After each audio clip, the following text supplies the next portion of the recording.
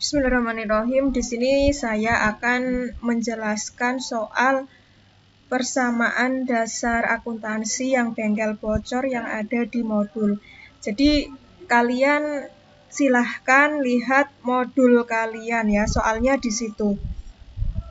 Jadi untuk menuliskan atau membuat persamaan dasar akuntansi, pertama buat kolomnya dulu. Yang pertama tanggal, kemudian ada aktiva. Terus di sisi kanan ada kewajiban plus modal.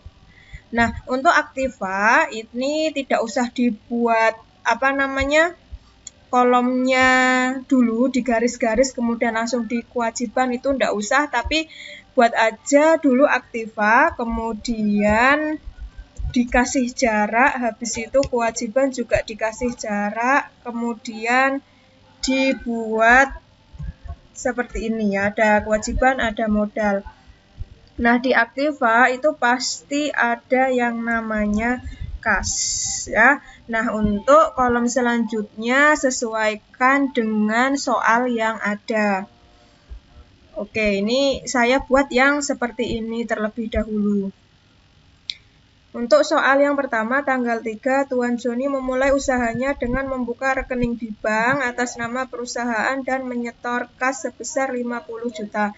Jadi kalian harus ingat yang namanya persamaan dasar akuntansi itu adalah aktiva sama dengan kewajiban plus modal ya. Itu adalah rumus yang utama. Jadi sisi aktiva, misalnya di sini aktiva jumlahnya 10.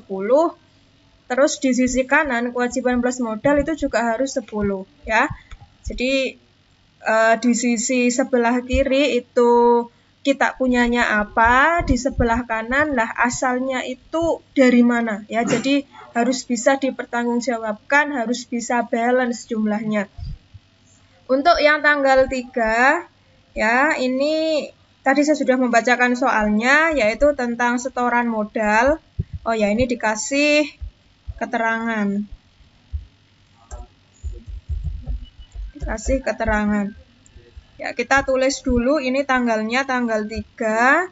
Kemudian membuka rekening di bank atas nama perusahaan dan menyetor kas. Menyetor kas berarti kan kas kita bertambah ya. Kas kita bertambah sebesar 50 juta.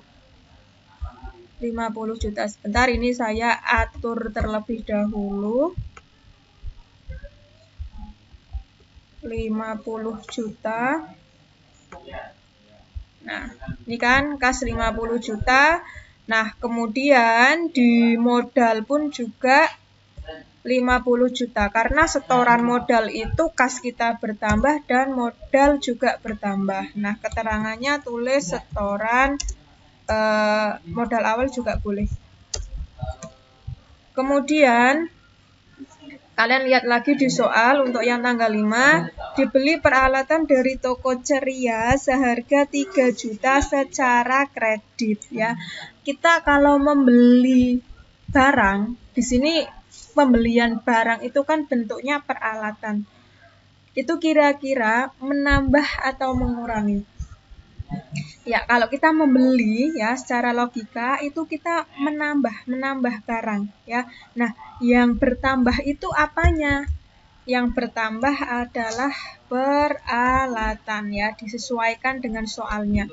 Maaf, ini lupa tanggalnya, tanggal 5. Berarti peralatannya kita nambah karena kita sudah membeli sebesar 3 juta. Nah, ada kata-kata secara kredit.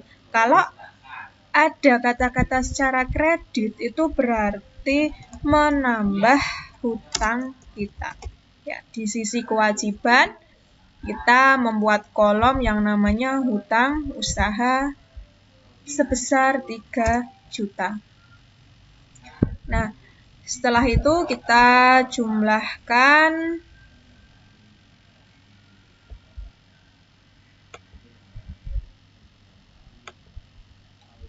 ya, ini 50 juta berarti turun ya, karena tidak ada pertambahan. 50 juta ditambah 0.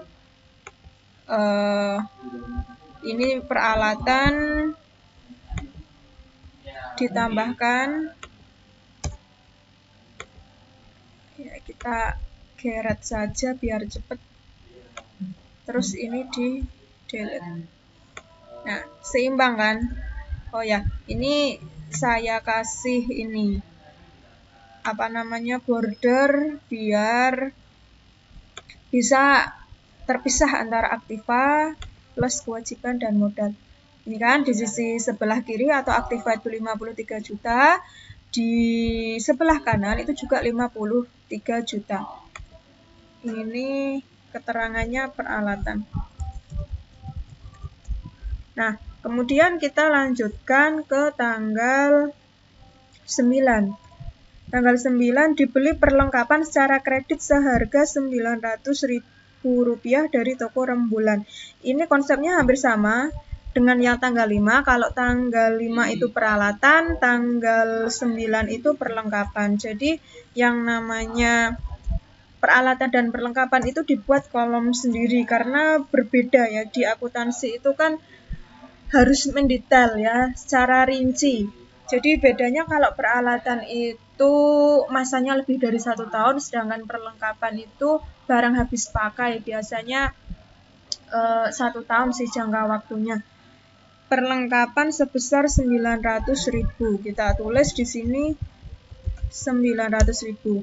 Nah, kita lihat perlengkapan secara kredit ya. Kalau secara kredit berarti menambah utang usaha. Oke, 900.000, habis itu kita jumlah kembali.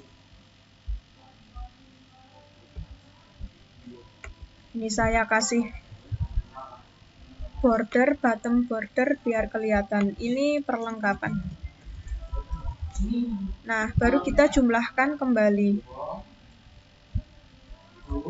Ini karena tidak ada penjumlahan, ini saya langsung aja, tidak usah tak kasih rumus.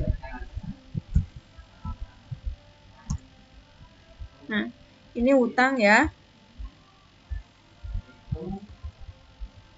tambah. Nah, kemudian ini juga 50 juta turun. Nah, seimbang kan? 53.900.000.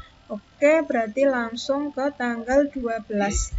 Tanggal 12 diterima uang sebesar 1 juta atas jasa yang telah diberikan kepada pelanggan. Berarti ini bengkel bocor itu menerima pendapatan. Kalau kita menerima pendapatan, logikanya gini, kita dapat uang enggak?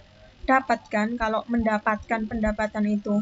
Nah, kita mendapatkan uang berarti langsung aja tulis di kolom kas sebesar 1 juta rupiah. Nah, kita punyanya 1 juta lah, asalnya dari mana sih 1 juta itu ya? Ini kita letakkan di modal. Ya, jadi pendapatan itu berpengaruh pada kolom kas, menambah kas dan juga menambah modal. Oke, kalau sudah ini kita jumlahkan kembali ya. Jadi setiap ada transaksi itu alangkah baiknya langsung dijumlahkan supaya tidak kebanyakan nanti menjumlahnya di akhir. Oke, ini kita jumlahkan. Saya kasih rumus aja.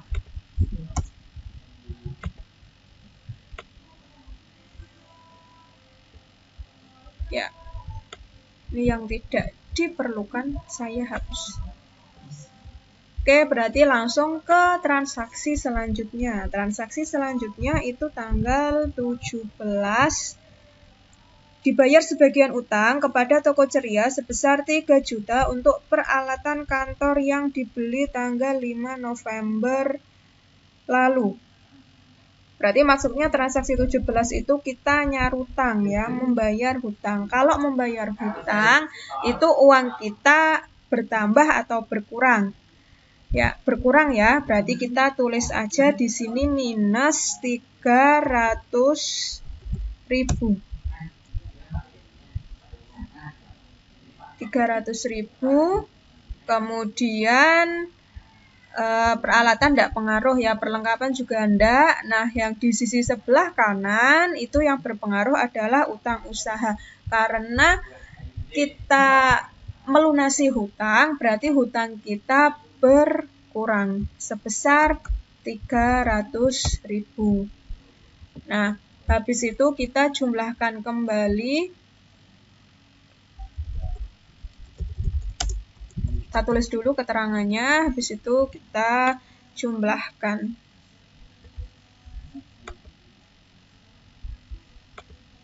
Oke, kita jumlahkan.